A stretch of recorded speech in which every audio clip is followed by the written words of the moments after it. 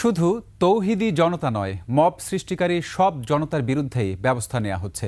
মবের বিষয়ে সবাইকে সজাগ থাকতে হবে।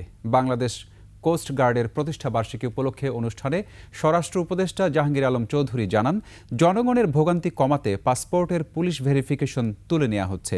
এছাড়া রোহিঙ্গারা যাতে এনআইডি না পায় সেজন্য ব্যবস্থা নেওয়া হবে, আর যারা পেয়েছেন তাদের বিরুদ্ধেও নেওয়া হবে ব্যবস্থা। সোহেল সামির রিপোর্ট।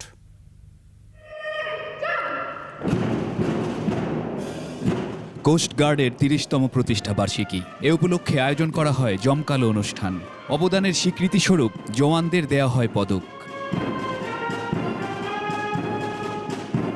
অনুষ্ঠান শেষে সাংবাদিকদের সাথে কথা বলেন উপদেষ্টা। দেশের ভেতরে বিভিন্ন জায়গায় মব জাস্টিস ও বিশৃঙ্খলা নিরসনে আইনশৃঙ্খলা বাহিনী তৎপর বলে জানান তিনি। বিভিন্ন জনতা বিভিন্ন ধরনের সমস্যা ক্রিয়েট করতেছে। এখন সব জনতা নেই, কিন্তু নিয়ন্ত্রণের দায়িত্ব আমাদের। এখন কোন জনতা কিসের জন্য মব ক্রিয়েট করে ওইগুলো কিন্তু আপনারা একটু দেখতে হবে। এই জন্য সবাইরই কিন্তু একটু সজাগ হইতে হবে। কথা বলেন পুলিশ ভেরিফিকেশন নিয়েও। পুলিশ ভেরিফিকেশনটা উঠে দেওয়া, এটা কিন্তু আমাদের অনেক দিনের চিন্তা ভাবনা। এটা কিন্তু জনগণের একটা ভোগান্তি থেকে কিন্তু রক্ষা করা হয়েছে।